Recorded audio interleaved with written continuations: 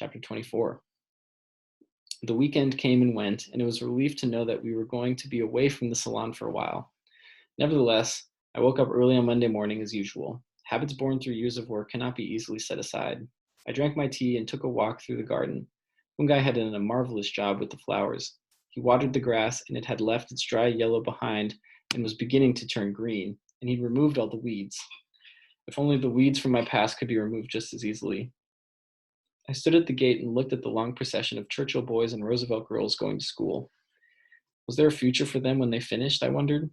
The generations who came before us had stolen hope to such an extent that we regarded the future with trepidation. I knew people who never looked beyond the next day. Their circumstances only allowed them to focus on the here and now, which is pretty much what animals did, though we regarded ourselves as superior. In the afternoon, I went to look for maize meal. There was none at the local shopping center, so I walked up to Rhodesville, where I'd heard there might be some available. It was a long walk, but the weather was cool.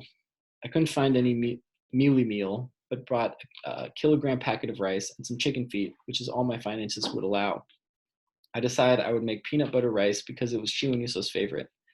I couldn't remember when we'd last eaten meat, so chicken legs would be a treat. My dad knew how to prepare them well. When I returned, Doomy was lounging on the grass, reading a magazine. He waved and called out to me. "What are you doing on Friday night?" "Nothing at all," I replied. "My parents would like us to go for dinner and maybe stay the weekend. I can do dinner, but I can't stay. I have to look after Chiwoniso. They want to see her too."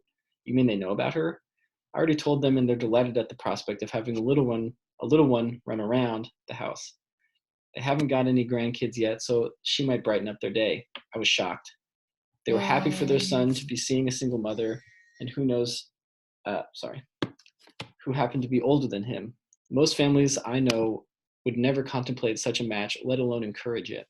They don't mind the fact that I have a child. Why should they? It was very modern of them, but still something didn't feel quite right. "So what do you say? I have to let them know by tonight." "I would love to." Friday came, and I was a bundle of nerves. Chiwoniso knew we were going to see Uncle Doomy's house, and she was excited. She kept running around asking when we would leave. I had never taken her on a holiday or anywhere besides church.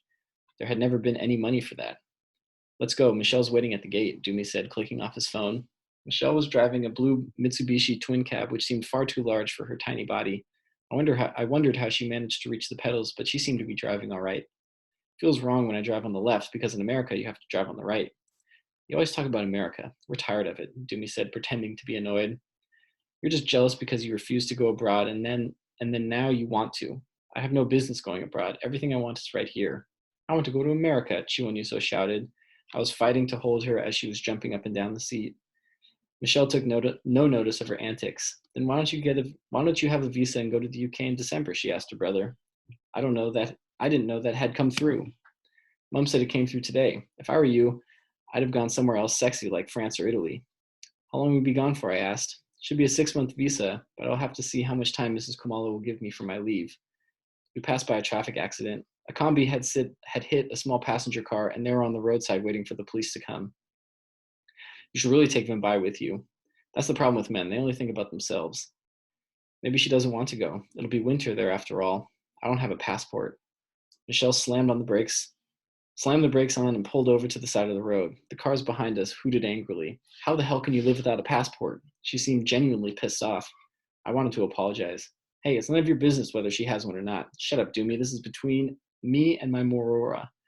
Vimbai, darling, we have to go to the passport office first thing on Monday morning and get you pimped out." I wanted to say I didn't have money to even think about going abroad, but the determined look on Michelle's face made me mutter a half-hearted agreement. Only then did she put the car into gear and drive back onto the road. When we arrived, a maid came out to collect our bags. She went to put them in our rooms. "Mom and Dad are at the Chanakiras. They'll be back in time for dinner." Luke came over to greet me with a kiss on the cheeks. "This must be Chiwoniso. I know the old folks are really looking forward to seeing her. Don't be nervous. My girlfriend Sandra is meant to be here anytime soon. You'll love her. She's really nice, like everyone in the family. Be careful of Michelle, though. She wants to alter herself." Luke was slightly taller than Doomy and had piercing eyes. He had the same athletic build that seemed to run in the family's male DNA. I had later learned that he had played tennis for Zimbabwe at a junior level. We sat in the lounge in front of a massive widescreen TV. It was tuned to MTV, and we were watching videos of rappers and gyrating girls coming on the screen at 3-minute intervals.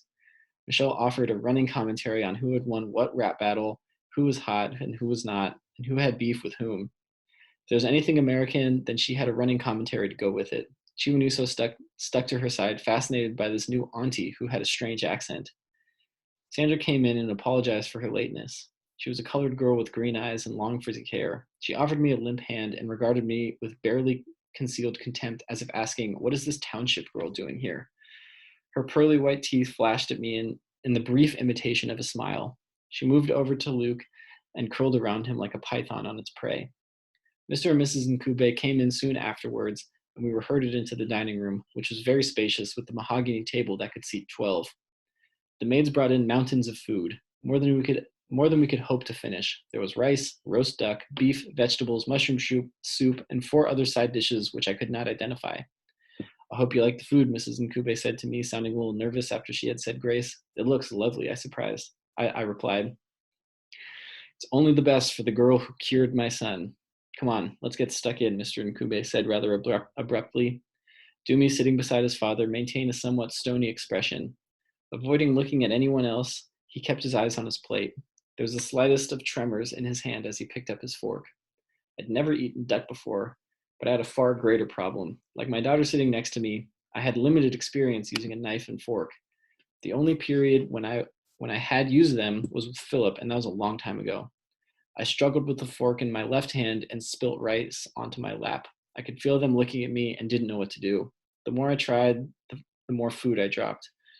Mr. Nkube put down his fork and knife and picked up a spoon. When he began to eat with it, everyone except for Sandra did the same. She carried on with her knife and fork. Mr. Nkube winked at me, seeing I was relieved to be eating with the right hand. It seems that they were making every effort to ensure I was comfortable. The food was delicious, very different from anything I had ever eaten before. This was the sort of thing people only ate in fine hotels. I made the resolution to learn to use a fork and save myself from future embarrassment.